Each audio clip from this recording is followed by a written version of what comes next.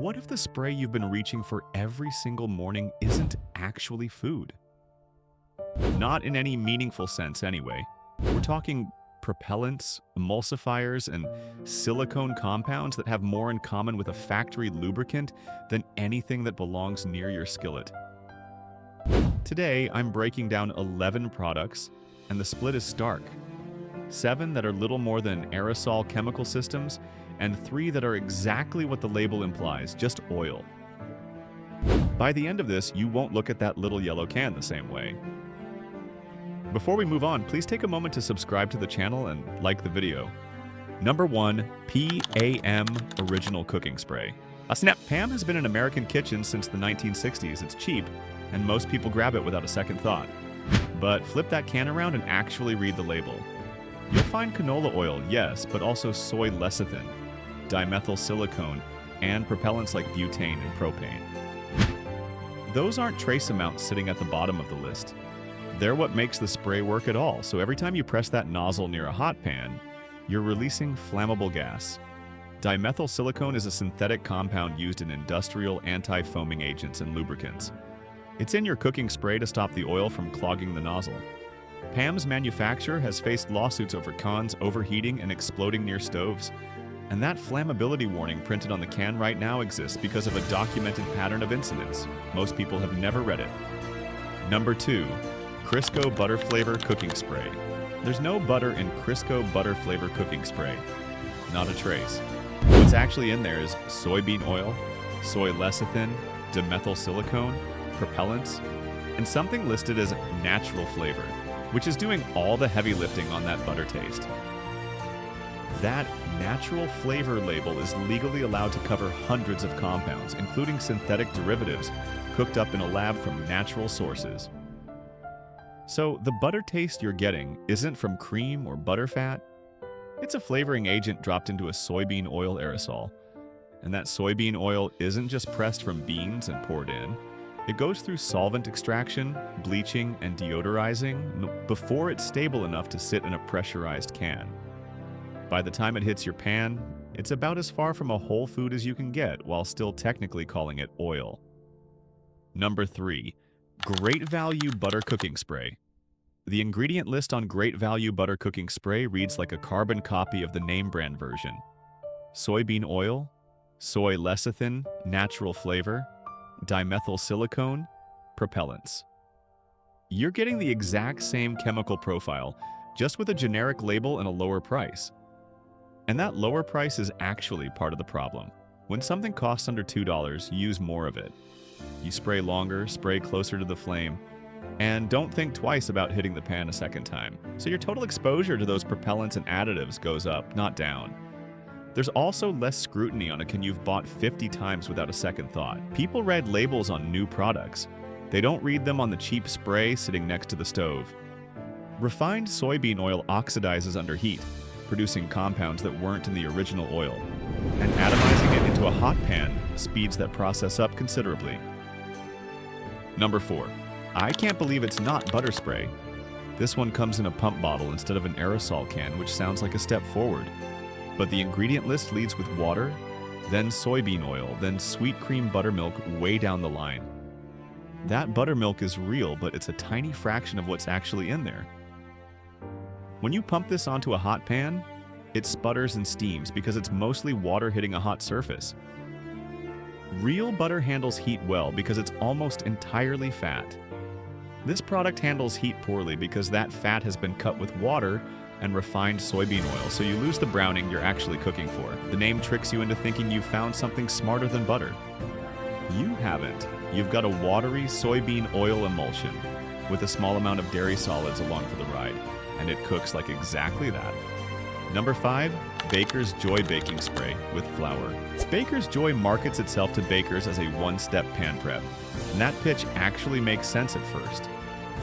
Grease the pan, flour the pan, done. But to keep wheat flour suspended evenly inside an aerosol can, you need a propellant system strong enough to push a heavier mixture through the nozzle. So there's actually more propellant in here than in a plain oil spray. And here's something most people don't think about. Flour dust is combustible when it's floating in the air near a heat source. That's the same principle behind grain elevator explosions, just smaller scale. The 2 steps Baker's Joy replaces take about 30 seconds with butter and a tablespoon of flour. You'd be using 2 ingredients instead of 8 with 0 pressurized gas involved. The convenience is real, but it came with a lot of additions you never asked for. Number 6. Store-brand vegetable oil blend sprays. Walk down the cooking spray aisle and you'll spot them immediately. Vague labels, no brand name worth remembering, and a price under $2. The ingredient list just says vegetable oil blend, which sounds fine until you realize that phrase covers soybean oil, canola oil, corn oil, cottonseed oil, and palm oil in any combination the manufacturer wants. And that combination changes whenever commodity prices shift. What's in the can this month isn't necessarily what's in it next month. Palm oil is worth calling out specifically. The refined version used in these sprays has been stripped of any nutritional value, so you're not getting anything useful from it. It's just a cheap filler fat. Number 7. Any spray with soybean/canola plus propellants. Pick up almost any cooking spray at a random grocery store and flip it over. If the first ingredient is soybean oil or canola oil, and somewhere on that label you spot butane, isobutane, or propane listed as a propellant, you're holding the same product regardless of what the front of the can says. Those are the same gases in your lighter and your camping stove. They're odorless at these concentrations, so you don't notice them. But every can carries a warning to keep it away from open flames because the propellant can ignite. That's not a legal formality, and the oil itself isn't doing you any favors either. Both canola and soybean oil go through bleaching, deodorizing, and high heat processing before they're stable enough for a pressurized can, so the antioxidants and polyphenols the plant originally contained are gone. You're left with a fat that's cheap and shelf-stable and nutritionally empty. Here's to 3 that are real. Number 1, Chosen Foods 100% Pure Avocado Oil Spray. Chosen Foods Avocado Oil Spray has 1 ingredient, avocado oil. No propellants, no lecithin, no dimethyl silicone. Just oil in a can, and the way it gets out of that can is actually worth understanding. It uses a bag-on-valve system, where the oil sits sealed inside a flexible bag and compressed air or nitrogen pushes from outside the bag to move the oil out. The oil never touches the propellant gas, so there's no flammability risk and no contamination. That's the same technology used in pharmaceutical aerosols. Avocado oil also handles heat up to around 500 degrees Fahrenheit without breaking down, so searing, grilling, and wok cooking are all fine. Number 2, Pompeian 100% Olive Oil Spray. Pompeian has been selling olive oil for over 100 years, and their 100% olive oil spray keeps it simple. Olive oil, no emulsifiers, no dimethyl silicone, none of that. The smoke point sits around 375 to 405 degrees Fahrenheit for refined olive oil, so high heat searing isn't what this is built for. Push it past that point and it produces acrolein, a compound that smells sharp and acrid and doesn't belong in your food. But for sautéing vegetables, coating a baking sheet, or oiling a pan for eggs, that smoke point is more than enough. One thing worth checking, Pompeian's standard spray version can contain a small amount of propellant, so look for their clearly labeled non-aerosol or organic versions if that matters to you. The fat profile here is genuinely different from anything in the first 7 sprays because olive oil actively retains some natural polyphenols that refined seed oils lost during processing. Number 3, Bertolli Extra Virgin Olive Oil Spray.